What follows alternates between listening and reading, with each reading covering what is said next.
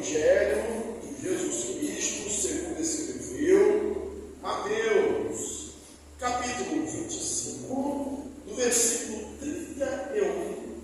31 ao 46. Aqueles que encontraram o texto, eu os convido a se colocarem de pé em reverência à palavra de Deus. Eu vou ler, os irmãos acompanham, repetindo Mateus 25, 31 a 46. Diz assim: quando vier o Filho do Homem na sua majestade, e todos os anjos com ele, então se assentará no trono da sua glória, e todas as nações serão reunidas em sua presença, e ele apartará uns dos outros. O pastor separa dos cabritos as ovelhas, e porá as ovelhas à sua direita, mas os cabritos à esquerda. Então dirá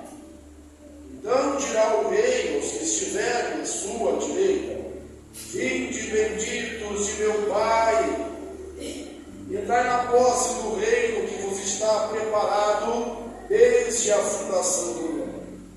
Porque tive fome, e me deste de comer, tive sede, e me deste de beber, era forasteiro, e me hospedastes, estava nu, e me vestistes, enfermo, e me visitastes, preso, e foste-me ver.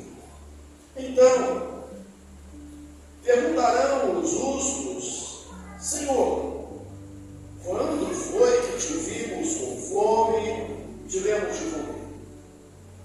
Ou com sede e te demos de beber? E quando te vimos forasteiro e te hospedamos? Ou nu e te vestimos?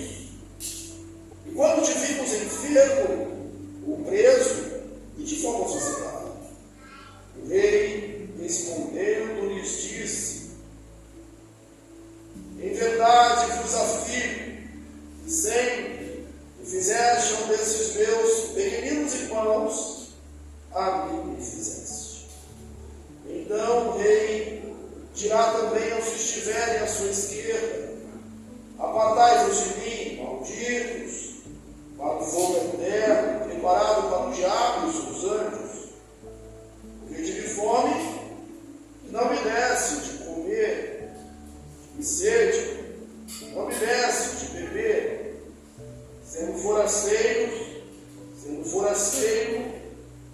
não me hospedastes, estando nu, não me vestistes, achando-me enfermo e preso, não foste visitar.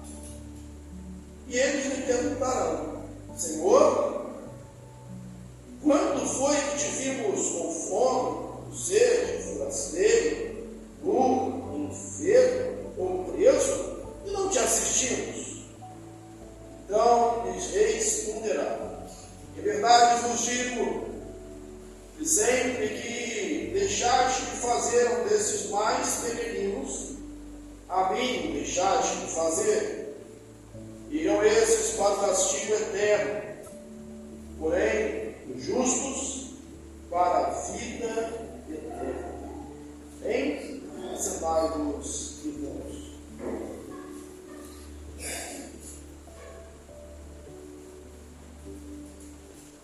Nós estamos aqui no capítulo 25 e vimos duas parábolas.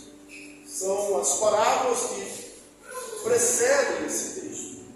Inclusive alguns que tratam o capítulo 25 de Mateus como fossem três parábolas: a parábola das 10 virgens, a parábola dos talentos, e aqui, esse texto, nós vamos esclarecer que, ainda que ele tenha elementos parabólicos, comparativos, metafóricos, mas ele não é uma parábola, ainda que alguns pensem, mas o texto de Mateus 25, nas duas parábolas que precedem, vamos falar da volta de Jesus, da volta do Senhor.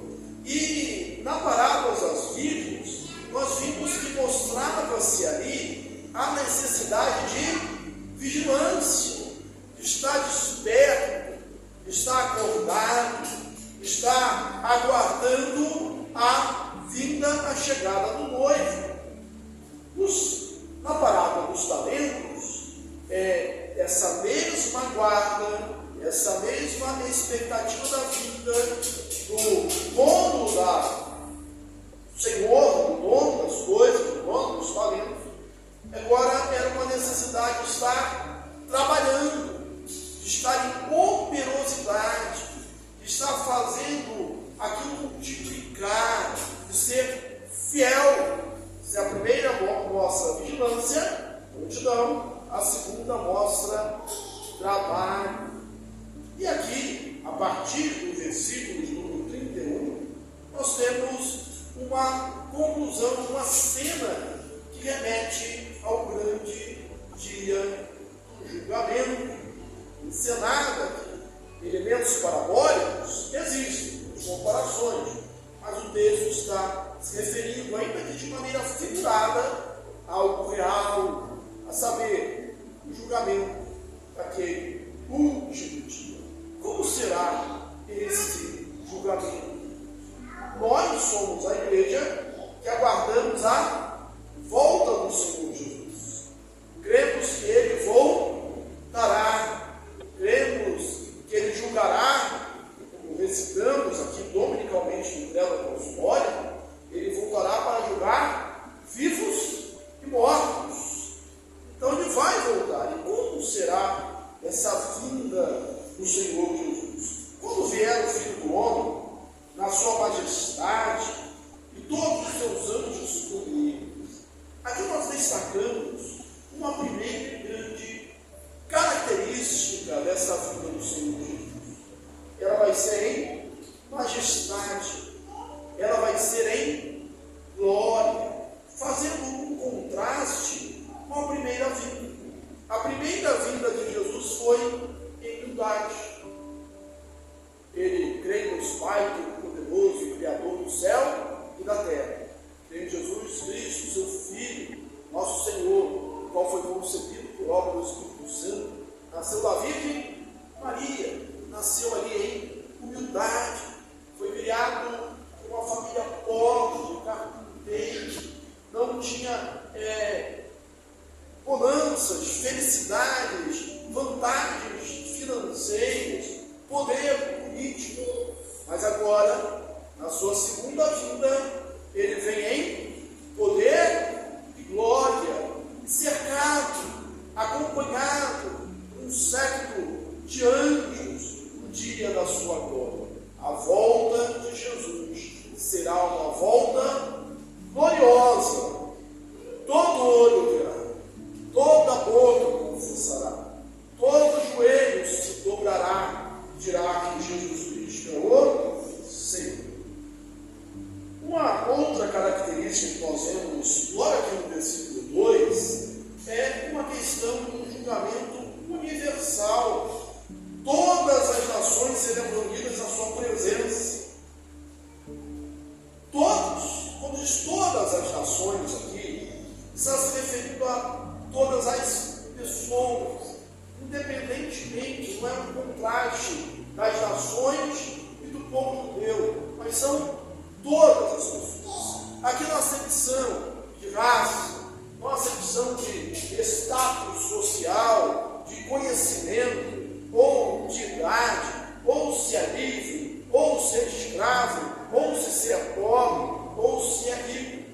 Todos compareceremos diante deste tribunal. Não haverá exceções. Todos estarão ali. É algo inescapável. Todos estaremos ali. Verdade é que não sabemos o dia nem a hora. E o mais importante, na verdade, não é isso. Não é saber o dia e a hora, mas saber em que lado você estará neste grande dia. se você será contado entre aqueles que o adoram, entre aqueles lábios que confessam, entre aqueles corações que creem em Jesus, entre aqueles que são eleitos, classificados aqui como as ovelhas, ou como aqueles que não creem, como aqueles que são classificados aqui como cabritos. E aqui há, o bodes, aqui há a comparação, aqui há o elemento parabólico, quando ele diz assim: ele separará um dos outros, como o pastor separa dois cabritos às ovelhas. Eu quero lembrar a você, isso é necessário que seja bem nítido na sua mente, que quem faz a separação é o Senhor Jesus. Quem enviado para fazer isso são os anjos de Deus. Essa não é uma atribuição que cabe aos homens, que cabe a nós. Jesus, em outro lugar, ensinou, através de uma parábola, essa mesma verdade. A parábola que eu me refiro é a parábola do joio e do trigo. São parecidos, que crescem juntos e que só serão separados na época da colheita, e serão separados pelos ceifeiros, por aqueles que o dono da seara irá enviar. Não cabe a nós fazer distinção, não cabe a nós hoje dizermos: olha, isso aqui é joio, isso aqui é trigo, isso aqui é ovelha, isso aqui é cabrito. Não, eles estão no mesmo campo, eles estão no mesmo pasto, eles estão no mesmo cenário, estão na mesma igreja, estão na mesma denominação, mas o Senhor conhece aqueles que são seus. Ele vai fazer a separação. Jesus disse assim: as minhas ovelhas ouvem a minha voz e seguem. Eu as conheço. Elas de forma alguma ouvirão o outro, ladrão, mas elas ouvem a minha voz, elas me conhecem. Certa vez ouvi uma história, uma ilustração, não sei se verídica, mas pelo menos verossímil. Ela se dava na Palestina e no cotidiano, na rotina, os pastores vinham com suas ovelhas, levando elas para beber água. E aí chegou um pastor com um grupo de ovelhas. Primeiro colocou as suas ovelhas para beber água no rio. Daqui a pouco chegou um outro pastor, também com um grupo de ovelhas. Ambos grupos grandes, 100, 50. E aí as ovelhas começaram a beber água juntas. E os pastores começaram a conversar, batendo papo, conversando ali sobre o dia, sobre a vida. E aí chegou um terceiro pastor, também com seu grupo de ovelhas. O que as ovelhas fizeram? Foram beber água no rio. Chegou todas aquelas ovelhas, tudo branquinho, tudo do mesmo tamanho, do mesmo jeito. Começaram a beber água, os pastores ficaram ali conversando. Até que o primeiro pastor disse: olha, já está dando a minha hora, eu tenho que ir embora, estou indo. E aí? O que vai acontecer? Simplesmente o pastor se levanta, chama as suas ovelhas, e começa a andar, e as suas ovelhas começam a seguir. O segundo pastor faz a mesma coisa, também já deu a minha hora e foi embora. Ele começa e chama as suas ovelhas o segue. Porque as ovelhas conhecem a voz do seu pastor. O dia, o pasto, à beira do rio, a saber neste mundo, no tempo em que nós vivemos,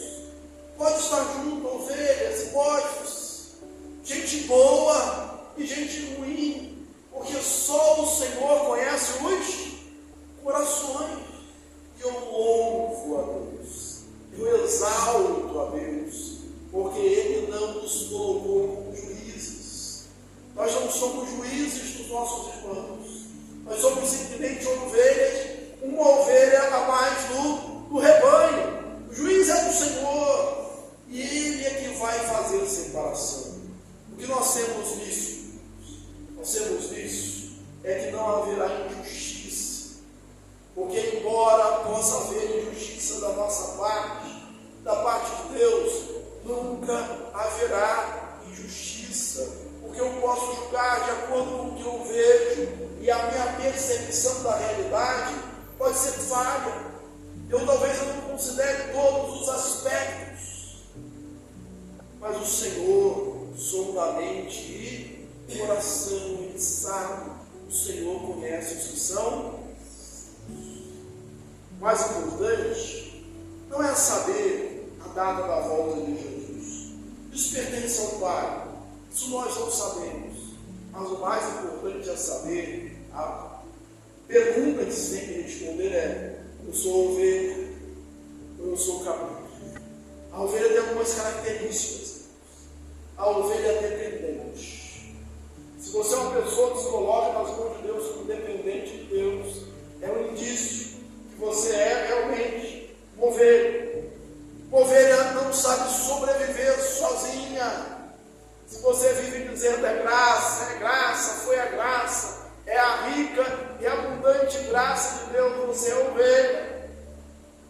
Se você segue o pastor para onde quer que ele vá, Jesus, é um bom indício de que você é ovelha do aprisco do pastor Jesus. Pode, o cabrito não, ele se vira, ele dá o jeito dele, ele tem a vontade dele, ele tem as manias dele, ele segue a direção dele. No linguajar popular, podemos dizer que ele é dono do seu próprio nariz. Mas um crente não é assim. Eu sou do meu Senhor, eu sirvo, e a minha alegria, o meu contentamento é fazer a sua vontade. Vai separar para a direita as ovelhas, para a esquerda os cabritos, e ali haverá o julgamento.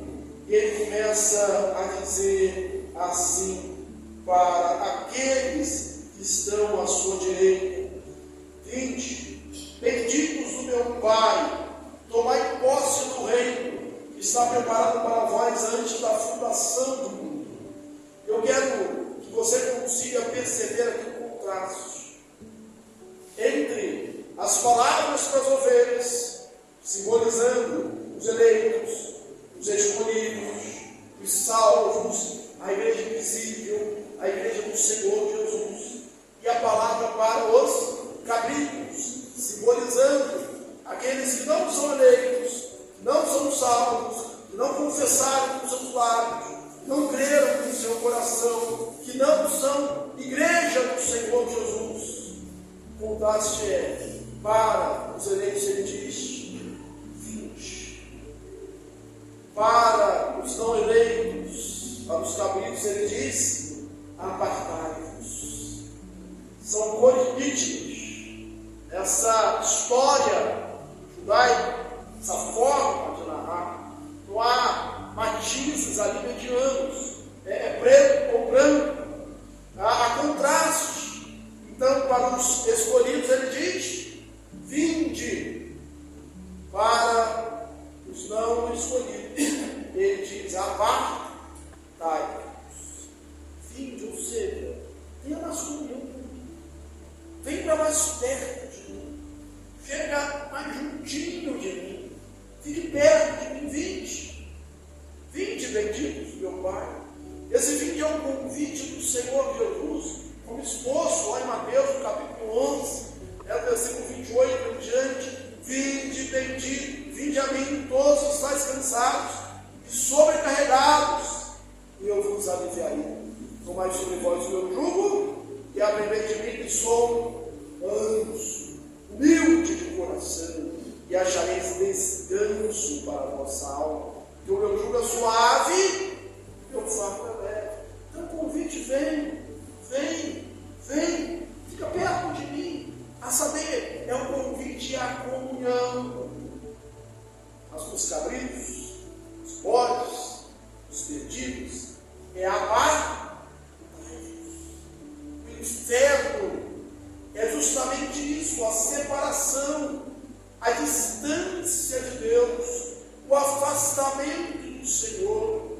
Olha como são as coisas. Aqueles que viveram afastados de Deus a vida toda, viveram uma vida como se Deus não existisse, eles são deixados nessa mesma condição para toda a eternidade, afastados, separados. A nós, a igreja, é chamado, é dado um convite: vem para mais perto. Céu é passar a eternidade com o Senhor Jesus. É um convite à proximidade, é um convite ao aconchego, é um convite ao lar. Por isso que lá em João Jesus diz: na casa do meu Pai há muitas moradas. A morada, a casa, um lar. Se assim não fora, eu não teria dito, pois vou preparar-vos lugar. 20. E aí a segunda palavra é benditos, abençoados. Nós somos os benditos, somos os abençoados, somos os bem-aventurados, somos os felizes, os mais que felizes. E como é importante viver assim, irmãos, como ovelhas do Senhor Jesus. É um bendito, uma bendita do Senhor, é uma bem-aventurada, é um bem-aventurado. É assim que Deus te vê, é assim que Deus te trata, hoje e na eternidade. O contrário é malditos. E aí, quando ele fala desses benditos, o galardão, a bênção, a medida que terão, ele diz assim: entrai na posse do reino que está preparado para vós outros, antes da fundação do mundo. Nós somos herdeiros. Herdeiro é aquele que recebe algo que não foi por mérito, mas porque alguém nos deixou. O Senhor Jesus é que tem o mérito, Ele é que conquistou. Nós somos herdeiros. Entrai na posse. Você vai tomar posse. É seu hoje, mas na eternidade você vai tomar posse desse reino. E olha o carinho, olha a preocupação de Deus. Talvez você tenha lido esse texto tantas e tantas vezes, mas nunca se apercebeu disso. Preparado para vocês antes da fundação do mundo. Quando a gente prepara algo, mostra preocupação, mostra carinho, mostra atenção, zelo, cuidado. Não é algo improvisado que Deus tem para você. Não é algo de qualquer maneira que Deus tem para você. Foi preparado. E foi preparado antes da fundação. Essa é a sua herança. Essa é a bênção de Deus para você. E você deve viver hoje como aquele que vê a eternidade. Como disse Spurgeon, grava na minha retina, nos meus olhos, a eternidade.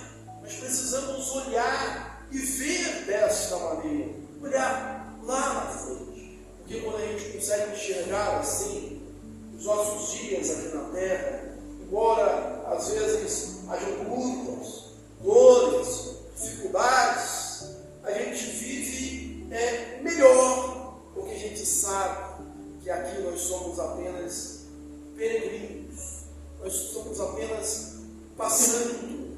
O que é nosso está guardado, reservado, bem preparado antes da fundação. Paulo disse assim que ele sabia quem tinha crido e que o seu depósito, o seu tesouro estava guardado, que era poderoso para guardar o seu depósito. Nós que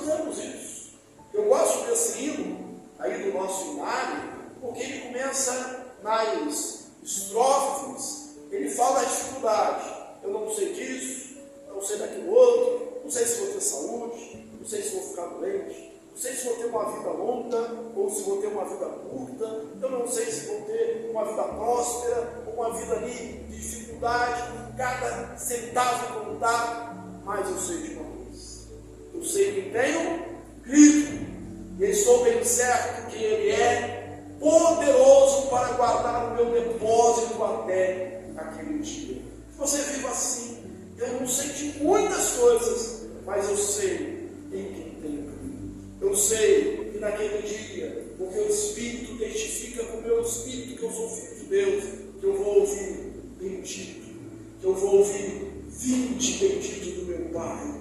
Entra na posse do reino, está preparado, tudo preparado para você, antes da fundação do mundo. O contrário, eu já disse, é apartar-nos. O inferno é a separação eterna de Deus. Bem, e aí, os justos ouvirão por que eles estão ali. Vai mostrar quanto de um Deus que é onisciente, o Deus que conhece, o Deus que sonda, Ele percebe todas as coisas. E Ele diz, por quê? Porque estive fome e me deste de comer, tive sede, me deste de beber, nu e me vestiste. Ele seleciona aqui 6. Eu. E a resposta me deste 6 vezes. E você observa todas essas coisas aqui, são coisas do cotidiano, são coisas do dia a dia. Alguém que está com fome, alguém que está com sede, alguém que está com roupa, alguém que está preso, alguém que está doente. Ele percebe, ele sabe as pequenas obras dos santos, aquelas coisas do dia a dia. Ele vê essas coisas, e tanto vê essas coisas, que aí é a forma de nós percebermos isso, é que, primeiro, não é a causa da nossa salvação. As obras são os frutos, não a raiz. As obras são os frutos, não a raiz. A raiz, a base, é que nós fomos comprados, fomos lavados, fomos remidos pelo sangue de Jesus. E a consequência disso, a consequência natural, espontânea, livre, posso dizer leve, os frutos, são os frutos. Deus vê e observe, em segundo lugar, que não são grandes coisas. Não é porque você fez um projeto cansativo, porque você desenvolveu uma grande obra. Não, são as coisas pequenas do dia a dia que são olhadas por Jesus. E também, uma outra questão que nós temos que lembrar aqui, não são aqueles erros. Ele não está falando assim, porque você não matou, porque você não roubou, porque você não adulterou. Não são essas coisas que são levadas em conta, mas são os frutos de uma vida, frutos dignos de arrependimento, coisas básicas do dia a dia. E tão básicas que são, e feitas tão de coração, que os santos, as ovelhas, perguntam para Jesus: quando foi que isso aconteceu? Quando foi que nós tivemos com fome e tivemos de comer? Quando foi que nós tivemos com sede e tivemos de beber? Quando foi que te vimos nu e te vestimos? Quando foi que te vimos peregrino, estrangeiro e te acolhemos? Quando foi que te vimos preso ou enfermo e fomos te visitar? Quando foi que isso aconteceu? Irmãos, quando o crente faz a coisa de coração, quando o crente faz a coisa espontaneamente, são essas perguntas que nós vamos ouvir. Quando foi que isso aconteceu? Eu fiz e nem percebi que fiz. fiz e nem cumpri. Eu abençoei o outro e nem sei que abençoei. Eu trabalhei, eu produzi e eu nem percebi, porque foi algo tão de coração, tão espontâneo, tão leve, tão natural, tão meu, tão de mim, que eu nem percebi que fiz. Essa é a marca do crente, essa é a marca da ovelha de Jesus, essa é a marca do santo, do salvo. Essa é a marca daqueles que estarão à direita, como símbolo de salvos do Senhor Jesus. Quantas e quantas vezes nós vemos alguns irmãos dizendo assim, e eu não me refiro apenas ao novo glória, isso é algo que é generalizado. Porque eu, às vezes pastores dizem isso. Porque eu me dediquei à denominação, eu sei, eu perdi noite de sono. Quando o crente faz de coração, fala, quando foi? Nem lembro. Quando foi que eu me cansei? Nem lembro. Porque foi de coração, foi de corpo, foi de alma, foi ao vivo.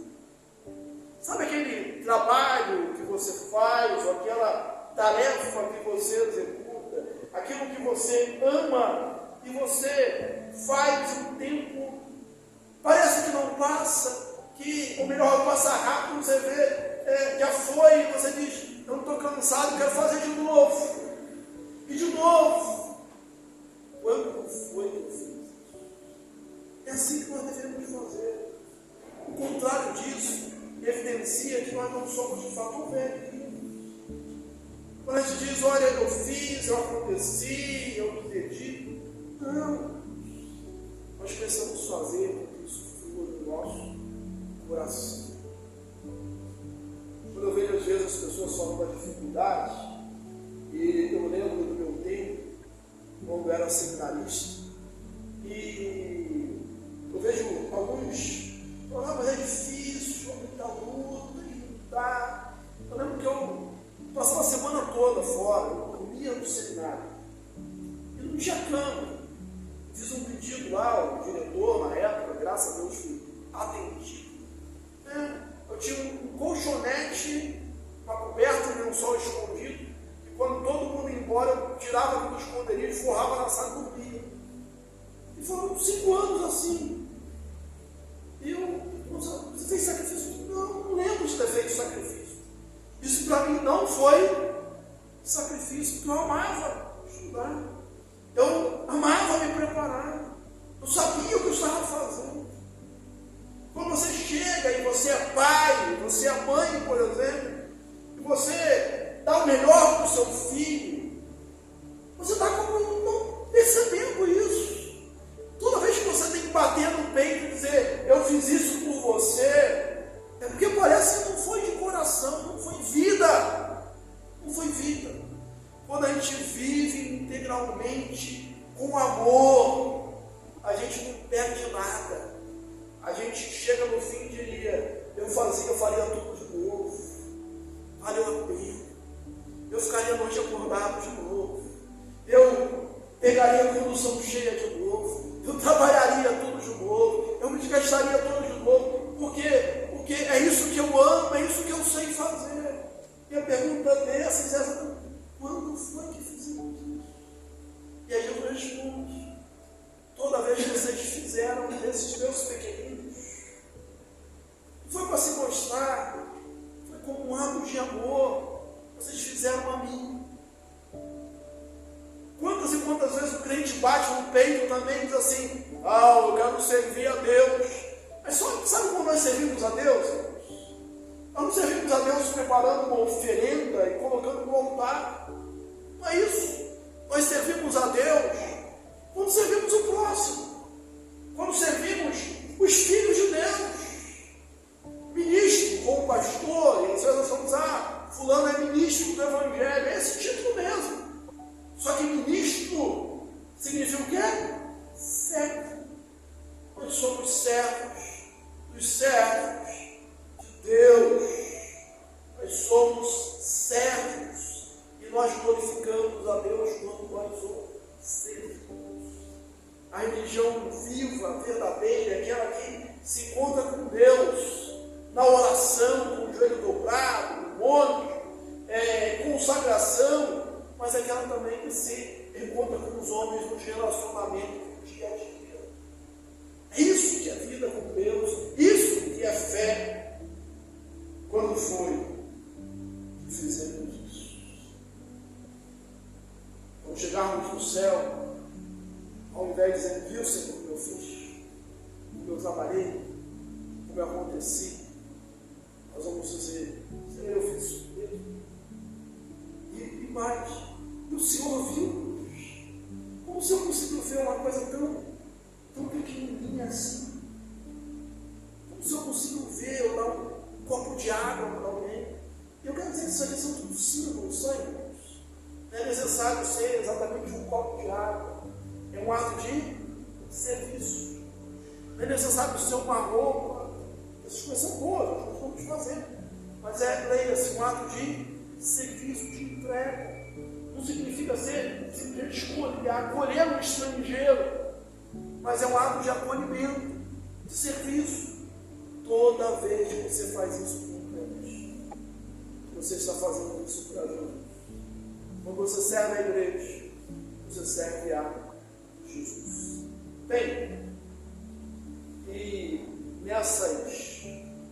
esses contrastes tão nítidos, eu fiquei pensando assim, se eu estou do outro lado, espero não estar, se eu estou do outro lado, não ia ter nem coragem de perguntar, porque eu já entendi o negócio.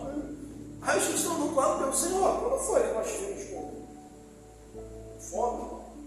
E sede? E duro? E preso? Enfermo? Eu não te assisti.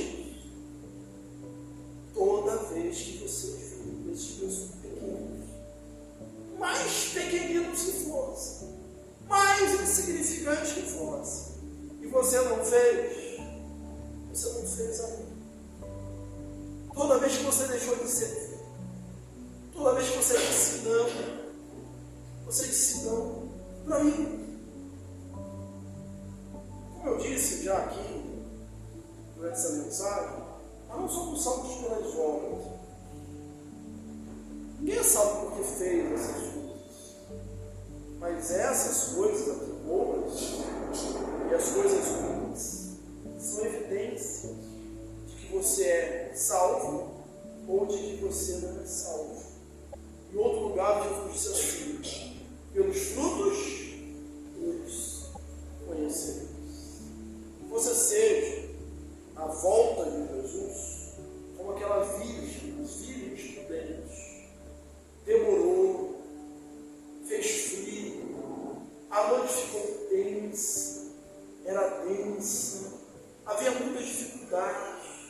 Eu até peguei no sono, porque não sou de fé, sou carne e osso, pecador, mas tinha azeite para mim. Tinha muito azeite. Que você seja assim. Que você seja como um trabalhador que recebeu do Senhor 5 ou 2 talentos. E até que receba um, mas que faça e multiplique. E diz assim, o meu Senhor, Ele me confiou isso. É forma de ver. Se os teus olhos forem bons, todo o seu corpo será luz. Se eles forem maus, todo o seu corpo será trevas. Então aquele que recebe 5, que recebe 2, eles vão imediatamente sair a multiplicar. Sabe por quê? A visão deles é, o meu Senhor confiou em mim. E se o meu Senhor confiou em mim, é porque Ele me ama. Se o meu Senhor confiou em mim, é porque eu sou importante. Se o meu Senhor confiou em mim, é porque Ele acha que eu sou capaz. Se o meu Senhor confiou em mim, é porque eu tenho que fazer, eu sou capaz de fazer. Mas a visão do outro que recebeu um foi justamente contrária. O meu Senhor me explora. O meu Senhor, Ele não confia em mim, porque Ele deu um só. O meu Senhor, Ele é gente dura, é rude, é muito pesado, é muito grosso. O Senhor era o mesmo. A diferença era a visão. Os seus olhos sejam bons e você sirva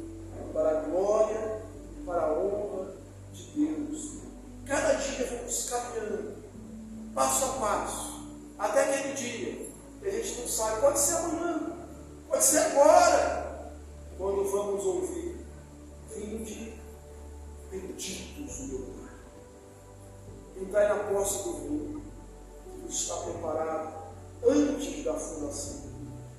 Porque tive fome, me deste comida. Tive sede, me deste bebida. Estava nu e me vestistes. Era estrangeiro e me acolheste. Estava preso e foste visitar. Estava enfermo e foste me ver. Vinde, bendito meu Pai. Que Deus te abençoe, rica e abundantemente. Semana que vem a gente continua no capítulo 26.